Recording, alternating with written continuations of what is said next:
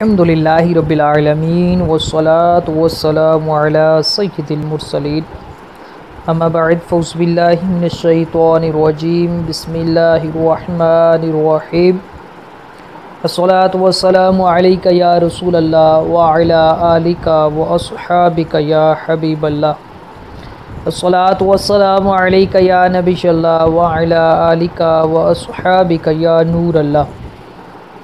कुर्बानी के शरई मसाइल का पार्ट 9 है, किस्त नंबर 9। इसका पहला सवाल ये है कि कुर्बानी के लिए गाय और भैंस की उम्र कितनी होना ज़रूरी है। तो जवाब ये है कि कुर्बानी के लिए गाय और भैंस की उम्र कम से कम 2 साल होनी ज़रूरी है। अगर इससे कम उम्र हो तो उनकी कुर्बानी जायज़ नहीं होगी। दूसरा सवाल है कि कुर्बानी के लिए ऊँट की उम्र कितनी होना ज़रूरी है।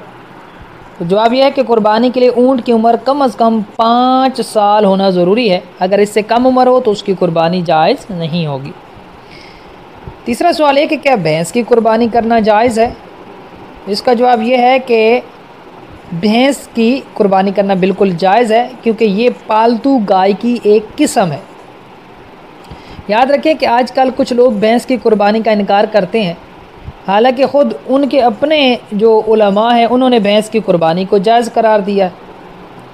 और इसमें से मैं कुछ हवाले पेश कर देता हूँ, जैसे कि गैर मुक़ल्लिदीन के आलिम सनाउल्लाह अमरतसरी ने फतावा सनाविया जिल्द अव्वल सफ़ा नंबर 810 पर लिखा। गैर मुक़ल्लिदीन के आलिम और मुफ्ती अब्दुल बरकात ने फतावा बरकातिया सफ़ा 342 पर यही लिखा। गैर मुक़ल्लिदीन के आलिम और इमाम अब्दुल सत्तार देहलवी का भी यही मौक़िफ़ है, फतावा सतारिया जिल्द 3 सफ़ा 2 पर। इसी तरह फतावा सतारिया जिल्द 2 सफ़ा 15 पर मौजूद है। गैर मुक़ल्लिदीन के आलिम मुकीमुल हसन देहलवी ने भी यही मौक़िफ़ इख्तियार किया है, उनका अपना रिसाला है भैंस की कुर्बानी।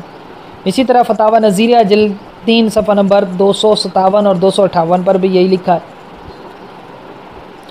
अब एक मज़े की बात मैं बयान करता चलूँ कि भैंस की कुर्बानी से ये लोग रोकते हैं और उसे नाजायज़ करार देते हैं, लेकिन गैर मुक़ल्लिदीन के उलमा के नज़दीक ख़ुद मुर्गे की कुर्बानी जायज़ है, जैसा कि फतावा सतारिया जिल्द 2 सफ़ा नंबर 72 पर मौजूद है।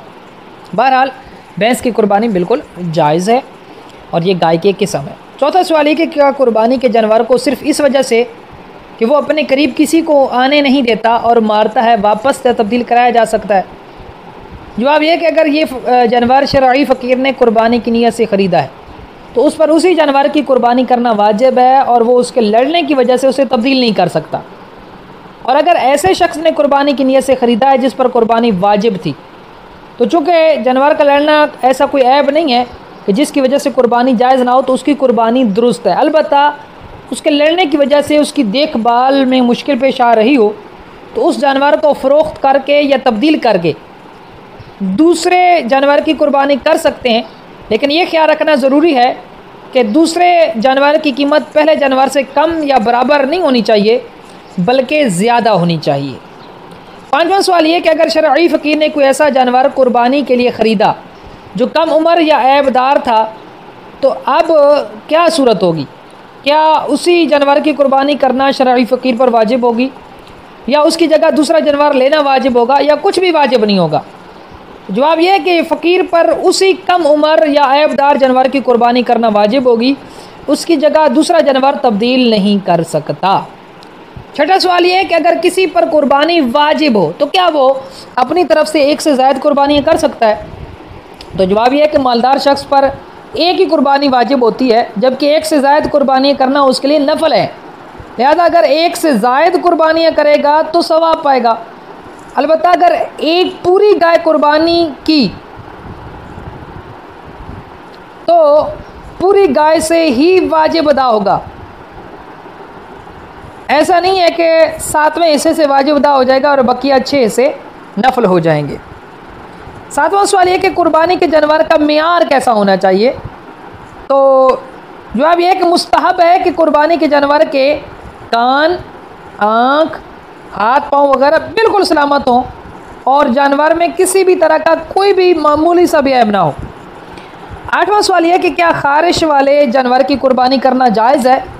तो जवाब ये है कि अगर खारिश वाला जानवर मोटा ताज़ा हो तो उसकी कुर्बानी जायज़ है, और अगर इतना कमज़ोर हो कि खारिश की वजह से हड्डियों में मगज़ ही बाकी ना रहे तो उसकी कुर्बानी जायज़ नहीं है।